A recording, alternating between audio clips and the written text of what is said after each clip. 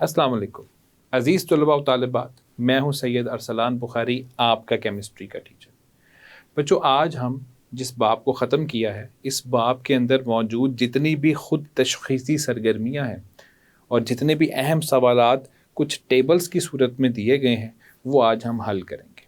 असल में तो इसको हल आप लोगों को करना चाहिए, लेकिन चूँकि हम चाहते हैं कि मुकम्मल और तफ़सीली इल्म आपको दिया जाए, तो इसका हम हल आपको आज करवाते हैं। तो चलते हैं वाइट बोर्ड की तरफ और आपको बताते हैं कि इन खुद तशख़ीसी सरगर्मियों में मौजूद सवालात को आपने किस तरह से हल करना है। खुशामदीद बच्चों, आज हम बाब नंबर 11 में मौजूद तमाम खुद तशख़ीसी सरगर्मियों को हल करेंगे। उसमें से 11.1 उसके पहले सवाल की तरफ आते हैं। कार्बन अपने ऑक्टेट को क्यों और कैसे मुकम्मल करती है। हमने ये देखना है कि कार्बन जो है, पहला सवाल यह है कि अपने ऑक्टेट को क्यों और दूसरी बात कैसे मुकम्मल करती है। सबसे पहले कार्बन का ऑक्टेट देख लेते हैं। कार्बन का एटॉमिक नंबर होता है 6 और आपने नहम क्लास में पढ़ा है कि जितने एटॉमिक नंबर होता है उतने ही इलेक्ट्रॉन्स भी होते हैं। तो पहले शेल में आ जाएंगे 2 इलेक्ट्रॉन्स और उसके बाद आएंगे 4 इलेक्ट्रॉन्स। तो अगर हम कार्बन की साख्त बनाते हैं तो मैं सिर्फ इसका आखिरी शेल आपको बच्चों दिखा देता हूँ, क्योंकि बॉन्डिंग के अंदर तो आखिरी शेल ही जो होता है वो हिस्सा लेता है। तो ये मैंने 4 इलेक्ट्रॉन्स आपको दिखा दिए। अब आप देख सकते हैं कि कार्बन के पास 4 इलेक्ट्रॉन्स पड़े हुए हैं आउटर मोस्ट शेल में, सबसे बाहर वाले शेल में, और इसको 4 ही और की ज़रूरत है। तो ये 4 कैसे करेगा? या तो ये 4 इलेक्ट्रॉन कहीं से हासिल करेगा, जो कि एक बहरहाल मुश्किल काम होता है। लिहाजा ये 4 इलेक्ट्रॉन्स अपने जो पड़े हुए हैं उनकी शेयरिंग करना पसंद करता है। तो ये शेयरिंग करता है 4 मज़ीद एटम्स के साथ।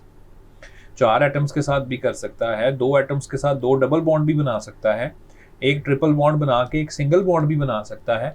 तो अगर तो ये पूछा जाता है कि वो कैसे मुकम्मल करता है, तो हम कहते हैं कि जनाब वो कोवलेंट बॉन्ड बनाकर मुकम्मल करता है।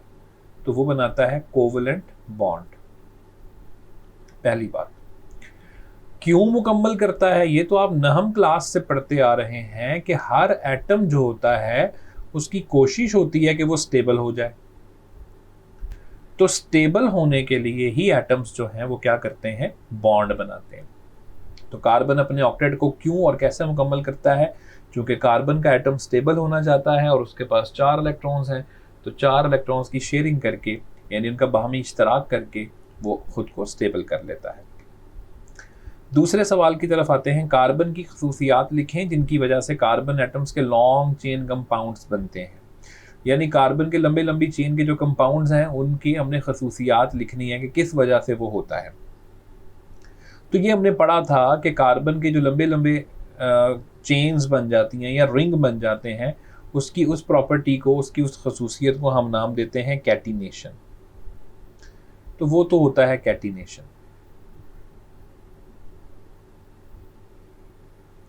तो कैटिनेशन नाम की जो प्रॉपर्टी है या ये खसूसियत है जिसकी वजह से कार्बन एटम्स लंबी लंबी चेन्स बनाते हैं। तो अब आपने क्या करना है बच्चों, आपने इसकी बस तारीफ लिख देनी है। आपने लिखना है कि कार्बन की सलाहियत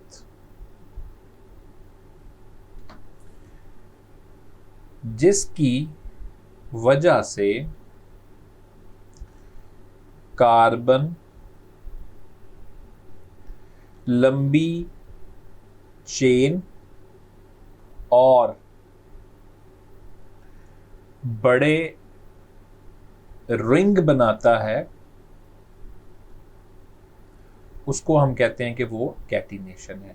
तो यही एक खसूसियत है जिसकी वजह से हमें कार्बन की बहुत सारी बॉन्डिंग जो है वो हमें नजर आती है। तीसरे नंबर पे आते हैं। तीसरा सवाल है जी, ऑर्गेनिक कंपाउंड्स के मेल्टिंग और बॉइलिंग पॉइंट्स कम क्यों होते हैं? इसके पीछे अजीज तलबा तालिबात हमें तो सबसे बड़ी वजह हमें नजर आती है। देखिए, मेल्टिंग और बॉइलिंग पॉइंट कम इसलिए होते हैं क्योंकि उनमें कोवलेंट बॉन्ड पाए जाते हैं। और कोवलेंट बॉन्ड जो होता है, याद रखिएगा, कोवलेंट बॉन्ड कमजोर बॉन्ड होता है। मैं जब इसको कह रहा हूं ना कि कमजोर बॉन्ड होता है, तो याद रखिएगा मैं इसको आयनिक कंपाउंड्स के साथ या आयनिक बॉन्ड से तशबीह देकर कह रहा हूं। तो कोवलेंट बॉन्ड एक कमजोर बॉन्ड है, किसकी निस्बत? आयनिक बॉन्ड की निस्बत। लिहाजा ऑर्गेनिक कंपाउंड्स के अंदर तो पाया ही क्या जाता है, कोवलेंट बॉन्ड, आयनिक बॉन्ड तो होता नहीं है। तो कोवलेंट बॉन्ड की वजह से अजीज तलबा व तालिबात इनके मेल्टिंग और बॉइलिंग पॉइंट्स खासे कम होते हैं, जैसे कि इथाइल अल्कोहल जिसका मेल्टिंग पॉइंट पानी से भी कम है, 78 के करीब उसका बॉइलिंग पॉइंट है। तो इस तरह और ऑर्गेनिक कंपाउंड्स के भी जो मेल्टिंग और बॉइलिंग पॉइंट्स होते हैं वो कम ही होते हैं, क्योंकि उनमें कोवलेंट बॉन्ड पाया जाता है और कोवलेंट बॉन्ड बहरहाल एक कमज़ोर बॉन्ड है। चौथे सवाल की तरफ आते हैं कि ऑर्गेनिक कंपाउंड्स इलेक्ट्रिसिटी के लिए नॉन कंडक्टर्स क्यों होते हैं। तो ऑर्गेनिक कंपाउंड्स इसलिए नॉन कंडक्टर, देखिए कंडक्टर होना आइंस की वजह से होता है, चार्जेस की वजह से होता है। चूंकि ऑर्गेनिक कंपाउंड्स के अंदर आइंस नहीं होते, तो इनमें चूंकि आइंस नहीं होते बच्चों, लिहाजा आइंस के ना होने की वजह से, तो इनमें आइंस नहीं होते, तो जब आइंस नहीं होंगे तो फिर कैसे करंट पास करेगा, ये बात ध्यान में रखिएगा। तो अगर आपसे पूछा जाता है कि ऑर्गेनिक कंपाउंड नॉन कंडक्टर्स हैं, तो आपने कहना जी हाँ, ये बिल्कुल नॉन कंडक्टर्स हैं, क्योंकि उनमें चार्जेस नहीं होते, उनके अंदर आइंस नहीं होते, पॉजिटिव नेगेटिव आइंस नहीं होते। तो जब आइंस नहीं होते तो इसका मतलब है कि वो क्या है, नॉन कंडक्टर्स है। आते हैं पांचवें सवाल की तरफ, बहुत ज़्यादा तादाद में ऑर्गेनिक कंपाउंड्स बनने की वजह क्या है। तो एक तो अभी हम पढ़कर आए हैं कि कैटिनेशन होती है, पहली वजह तो सबसे बड़ी कैटिनेशन है। कैटिनेशन के अलावा हमने देखा है कि उसके अंदर आइसोमेरिज्म का प्रोसेस मौजूद होता है।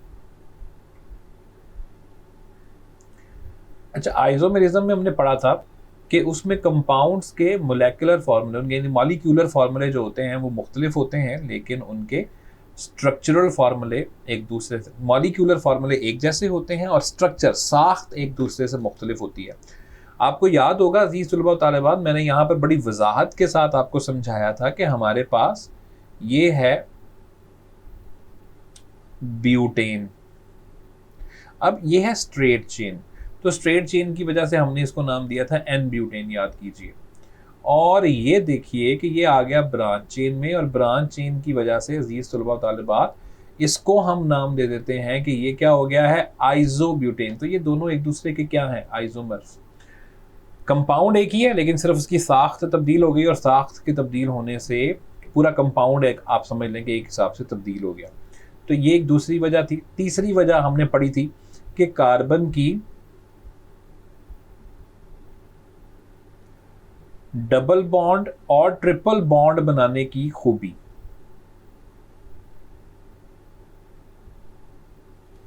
कार्बन की डबल बॉन्ड और ट्रिपल बॉन्ड्स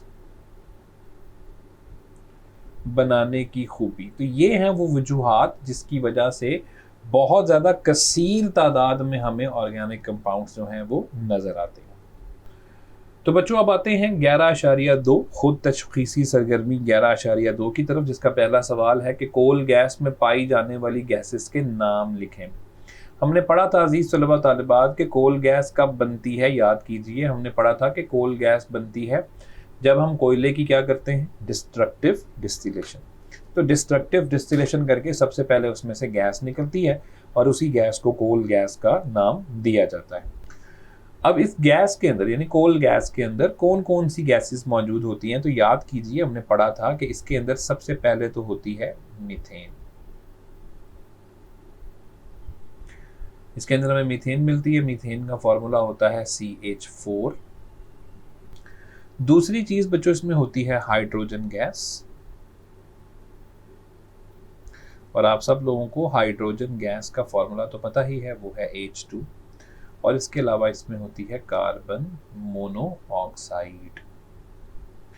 तो ये तीन चीज़ों का मिक्सचर है, इन तीन चीज़ों के से ये मिलकर बनता है।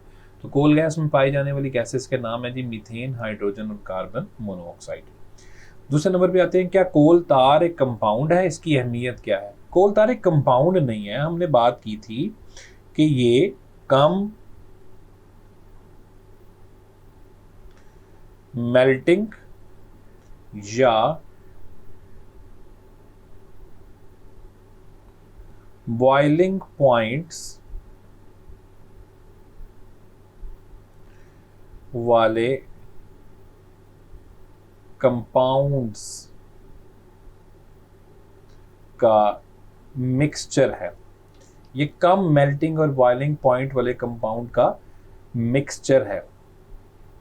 तो ये कोई एक कंपाउंड नहीं है बच्चों, ये कम मेल्टिंग या कम मेल्टिंग या बॉइलिंग पॉइंट से बेहतर है कि हम ये कह दें कि ये कम मैस रखने वाले, ठीक है। तो ये बेहतर लफ्ज होगा कि कम मॉलिक्यूलर मैस रखने वाले कंपाउंड्स का मिक्सचर है। इसकी अहमियत क्या है बच्चों? इसकी अहमियत में हमने पढ़ा था। अब पहले मैं आपको कुछ मिसाल दे दूं कि इसके अंदर कौन कौन से कंपाउंड्स जो हैं वो पाए जाते हैं। हमने पढ़ा था कि कोल तार के अंदर 200 से ज़ायद मुख्तलिफ ऑर्गेनिक कंपाउंड्स जो हैं वो पाए जाते हैं, और इसके अंदर आम तौर पे बेंजीन भी मौजूद होता है। बेंजीन का फार्मूला C6H6 होता है। इसके अंदर आम तौर पे टोलुइन मौजूद है, फिनोल मौजूद है। फिनोल का फार्मूला होता है C6H5OH। इसके अलावा टोलुइन भी मौजूद होता है। टोलुइन क्या होता है बच्चों? ये रहा बेंजीन रिंग। बेंजीन रिंग के ऊपर जब CH3 लग जाता है तो हम कहते हैं ये टोलुइन है। अब यहाँ से आप इसका फार्मूला बना लो। 6 कार्बन रिंग के अंदर है तो 7 कार्बन, 1 कार्बन ऊपर आ गया। 5 रिंग के अंदर 3 ऊपर, तो C7H8 जो है ये टोलुइन का फार्मूला होगा। अब इसका फ़ायदा क्या है बच्चों? इसकी अहमियत क्या है कोल तार की? आपके सामने है कि ये सारे कंपाउंड्स जो हैं ये मुख्तलिफ इंडस्ट्रीज़ के अंदर इस्तेमाल होंगे। मिसाल के तौर पे अद्वियात साजी में, इसके अलावा पेंट्स की इंडस्ट्री में ये इस्तेमाल होते हैं। क्योंकि ये मैंने जितने भी आपके सामने बच्चों लिखे हुए हैं ना कंपाउंड्स, ये वाले बेंजीन है या फिनोल है, या इनके ना बड़े खूबसूरत इनकी खुशबू बड़ी अच्छी होती है। तो ये पेस्टिसाइड्स के तौर पर भी इस्तेमाल होते हैं, पेंट इंडस्ट्री के अंदर भी इस्तेमाल होते हैं, कॉस्मेटिक खुशबू की वजह से ये कॉस्मेटिक इंडस्ट्री के अंदर इस्तेमाल होते हैं। तो ये बहुत सारी इंडस्ट्रीज़ के अंदर जो है वो इस्तेमाल होते हैं। तो ये है हमारे पास कोल तार का फ़ायदा। आते हैं तीसरे सवाल की तरफ। कोक क्या है? ये किस मकसद के लिए इस्तेमाल होता है? बच्चों कोक के बारे में हमने पढ़ा था कि ये 98% कार्बन है, ठीक है। इसमें 98% कार्बन पाया जाता है। ये बनता है कोयले की डिस्ट्रक्टिव डिस्टिलेशन से बनता है। और इसमें क्या होता है कि ये आप कह लें कि हम इसको नाम देते थे, हमने पढ़ा था कि ये कोल का यानी कार्बन का कोल वेस्ट कहते हैं इसको, ठीक है। इसको कहते हैं कोल वेस्ट। लेकिन आप देखेंगे उसके अंदर 98% कार्बन मौजूद है। और इसके अब फ़ायदे क्या है? इसका फ़ायदा ये है कि मेटल्स की एक्सट्रैक्शन में हमने पढ़ा था कि कोक को हम लोग इस्तेमाल करते हैं। तो इसका इस्तेमाल जो है वो हमने पढ़ा था कि मेटल की एक्सट्रैक्शन के लिए हम इसको इस्तेमाल करते हैं। एक्सट्रैक्शन का मतलब होता है मेटल में से, मेटल्स को उनके ओर में से निकालना। तो हम लिख देते हैं कि ये मेटल एक्सट्रैक्शन के लिए इस्तेमाल होता है। ज़ाहिर है ये वहाँ से ऑक्सीजन को हमने निकालना होता है ना, तो ये रिडक्शन करता है, वहाँ जाके ऑक्सीजन वगैरह को निकालता है। इसके अलावा हमने पढ़ा था कि ये फ्यूल के तौर पर भी इस्तेमाल होता है। ज़ाहिर है 98% कार्बन है तो ये फिर बहुत ज़्यादा देर तक जलेगा, और जब जलेगा तो अच्छी खासी एनर्जी जो है वो पैदा करेगा। चौथे सवाल की तरफ आते हैं कि कोल की सबसे आला किस्म कौन सी है? हमने पढ़ा था कि कोल की सबसे बेहतरीन किस्म जो है वो एंथ्रासाइट है। और एंथ्रासाइट के बारे में मैंने आपको बताया था बच्चों कि इसके अंदर कार्बन कितना होता है? 90% इसके अंदर क्या होता है? कार्बन। तो जाहिर है 90% कार्बन का मतलब यही है कि ये सबसे अच्छी क्वालिटी और अच्छी किस्म का कोयला है। और इसका जो इस्तेमाल है वो आम तौर पे हम इंडस्ट्रीज़ के अंदर देखते हैं कि इंडस्ट्रीज़ के अंदर ये क्या होता है? इस्तेमाल होता है। आखिरी सवाल की तरफ आते हैं, डिस्ट्रक्टिव डिस्टिलेशन क्या है? हमने पढ़ा था कि कोयले को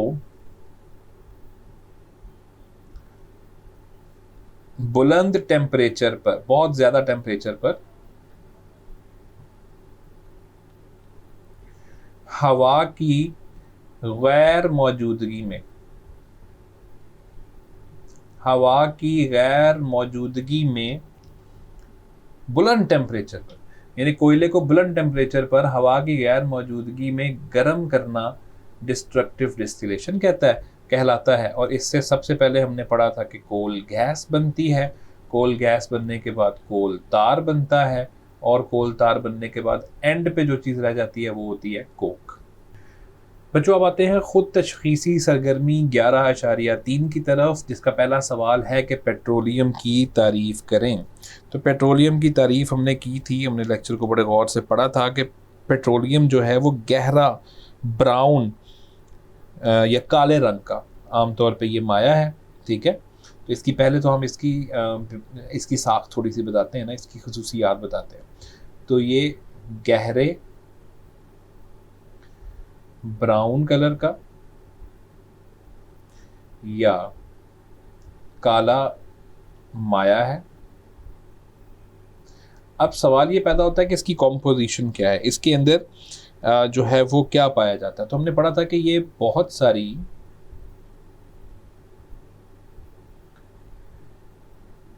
गैसेस, और ये कौन सी गैसेस हैं, ये आमतौर पे जो ऑर्गेनिक गैसेस हैं जैसे मीथेन है, माया, और इसके अंदर ठोस भी होता है बच्चों, ठोस ऑर्गेनिक कंपाउंड्स या हाइड्रोकार्बन्स, बेहतर वर्ड है हाइड्रोकार्बन्स, ज़्यादा इसमें हाइड्रोकार्बन ही देखे गए। तो उनका हाइड्रोकार्बन्स का मिक्सचर है, और फिर इसमें से हम उसको निकालते कैसे हैं, आपने पूरा पढ़ा था कि हम उसकी फ्रैक्शनल डिस्टिलेशन करते हैं, और फ्रैक्शनल डिस्टिलेशन करके हम उसमें से हाइड्रोकार्बन्स को अलग कर लेते हैं। दूसरे सवाल की तरफ आते हैं, पौधों से किस किस्म के कंपाउंड्स बनते हैं। तो अजीज़ तलबा तालिबात, आपको पता ही है कि पौधों से हम आमतौर पे कार्बोहाइड्रेट्स हासिल करते हैं। आप लोगों को पता है कि कार्बोहाइड्रेट्स में ग्लूकोज का शुमार होता है, और पौधे जो हैं वो फोटोसिंथेसिस का अमल करके क्या पैदा करते हैं, ग्लूकोज पैदा करते हैं। उसमें कार्बन डाइऑक्साइड और पानी, क्लोरोफिल और लाइट की मौजूदगी में मिलते हैं, जिनसे ग्लूकोज बनता है, और साथ में ऑक्सीजन गैस खारिज होती है। 6 मॉलिक्यूल्स कार्बन डाइऑक्साइड के, 6 मॉलिक्यूल्स पानी के, और 6 ऑक्सीजन के बनते हैं। तो एक तो ये हो गया। इसके अलावा अजीज़ तलबा तालिबात, प्रोटीन्स, तो जो प्रोटीन्स हैं वो भी हमें पौधों से मिलते हैं, और प्रोटीन्स के लिए इंशाल्लाह बहुत जल्दी बाब नंबर 15 पे जाके हम उसको पढ़ लेंगे कि प्रोटीन्स पौधों के जिस्मों में किस तरीके से बनती हैं। इसके अलावा हमें पौधों से ऑयल्स मिलते हैं, जैसे कि हमने पढ़ा था कोकोनट ऑयल, जैसे कि, और ये ऑयल्स क्या होते हैं, असल में ये फैटी एसिड से मिलकर बनते हैं। तो इंशाल्लाह बाब नंबर 13 में जाके हम इनको बड़ी तफसील से पढ़ेंगे, और आपको हम बताएंगे कि ये कैसे बनते हैं। तो याद रखिएगा, पौधों से मिलने वाले कंपाउंड्स में सर-ए-फहरिस्त कार्बोहाइड्रेट्स, प्रोटीन्स, ऑयल्स और विटामिन्स। तो ये वो कंपाउंड्स हैं जो हमें पौधों से मिलते हैं। आते हैं तीसरे सवाल की तरफ, कार्बोहाइड्रेट्स का बुनियादी यूनिट क्या है और ये किस तरह बनते हैं। कार्बोहाइड्रेट्स का अगर हम बुनियादी यूनिट की बात करें तो बच्चों याद रखिएगा, बुनियादी यूनिट कार्बोहाइड्रेट्स का ग्लूकोज है। ग्लूकोज जिसका फॉर्मूला है C6H12O6, मैं ऊपर इसको बनना भी दिखा कर आया हूं। अब ग्लूकोज से ही मुख्तलिफ चीज़ें बनती हैं। मैं आपको मिसाल देता हूं, ग्लूकोज ही आपस में मिलती है, ग्लूकोज के काफ़ी सारे मॉलिक्यूल्स, और ये सेलुलोज बनाती है। सेलुलोज पौधों के अंदर पाई जाती है, और पौधों के सेल के अंदर जो पौधों की सेल वॉल है वो सारी की सारी सेलुलोज से मिलकर बनी है। ग्लूकोज ही आपस में मिलती है और इससे स्टार्च बनता है। ग्लूकोज ही आपस में मिलती है और इसके मिलने से ग्लूकोज ही किसी और से, यानी फ्रुक्टोज से मिलती है तो सुक्रोज नाम की शुगर बन जाती है। ग्लूकोज से ही जो है वो हमारे पास एक शुगर होती है जिसको कहते हैं माल्टोस। तो वो माल्टोस शुगर जो है वो भी किससे बनती है, ग्लूकोज से। ग्लूकोज से ही जो है वो ग्लाइकोजन बनता है। तो इसका मतलब ये हुआ बच्चों कि ग्लूकोज ही जो है वो बुनियादी यूनिट है कार्बोहाइड्रेट्स का। तो जितने बड़े बड़े कार्बोहाइड्रेट्स हैं वो सारे के सारे ही किससे मिलकर बनते हैं, ग्लूकोज से मिलकर बनते हैं। इनमें ग्लूकोज के मॉलिक्यूल्स आपस में जुड़ते रहते हैं और इनके दरमियान जो एक अमल पेश आता है उसको कंडेंसेशन कहा जाता है। और कंडेंसेशन होते होते ग्लूकोज के काफ़ी सारे मॉलिक्यूल्स जुड़ते हैं और उनके जुड़ने से कार्बोहाइड्रेट्स के बड़े बड़े यूनिट्स जैसे सेलुलोज और स्टार्च और ग्लाइकोजन वगैरह बन जाते हैं। अब आते हैं CNG किसका मखफ़फ़ है। तो CNG अगर हम देखें तो CNG का मुखफ़्फ़ बनता है कंप्रेस्ड नेचुरल गैस। इसको कहा जाता है कि ये कंप्रेस्ड नेचुरल गैस है, ठीक है जी।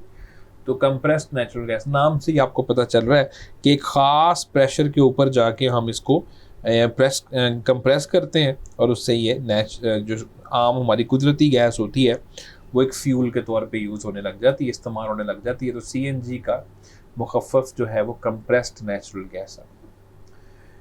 आते हैं 5वें सवाल की तरफ। हमारी मौजूदगी ऑर्गेनिक कंपाउंड्स की मकरूज़ है, वजाहत करें। बिल्कुल ठीक है। देखिए, ऑर्गेनिक कंपाउंड्स कहाँ पर इस्तेमाल नहीं हो रहे? हमारी खुराक सारी की सारी क्या है?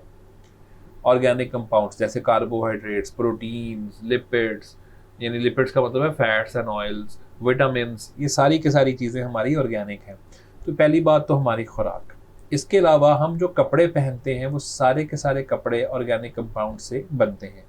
जैसे कि मैंने लेक्चर के दरमियान में भी आपको बताया था कि नायलॉन हो गया और इस तरह की चीज़ें हम ऑर्गेनिक कंपाउंड से। इसके अलावा कॉटन है, कॉटन सेलुलोज से बनता है, तो ये ऑर्गेनिक कंपाउंड्स हैं। इसके अलावा देखें तो जितना भी हमारा मवासलात का निज़ाम है, मवासलात से मुराद है कि कम्युनिकेशन, एक जगह से दूसरी जगह जाना, राब्ता करना, ये वो सारा कुछ ये ऑर्गेनिक कंपाउंड्स की वजह से है। हमें जब कभी भी फ्यूल चाहिए, ज़ाहिर हमने खाना पकाना है तो खाना पकाने के लिए हम लकड़ी जलाएंगे, गैस इस्तेमाल करेंगे।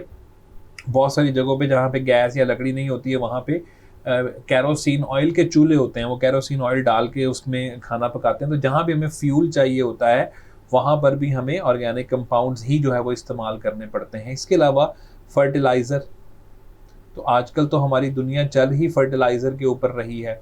तो फर्टिलाइज़र जो है उसके बनाने के लिए पेंट्स, डाइस, प्लास्टिक, ये सारी की सारी जो चीज़ें हैं ना अज़ीज़ तलबा और तालिबात, ये सारी की सारी ऑर्गेनिक कंपाउंड से मिलकर बनी है। तो हमारी वाकई हमारी ज़िंदगी ऑर्गेनिक कंपाउंड्स की मरहून मिन्नत है। और इसीलिए कार्बन को 118 एलिमेंट्स देखते हैं यहाँ पीरियोडिक टेबल में, 118 में से वाहिद कार्बन है जिसको एलिमेंट ऑफ द लाइफ यानी ज़िंदगी का एलिमेंट जो है उसका खिताब दिया गया है।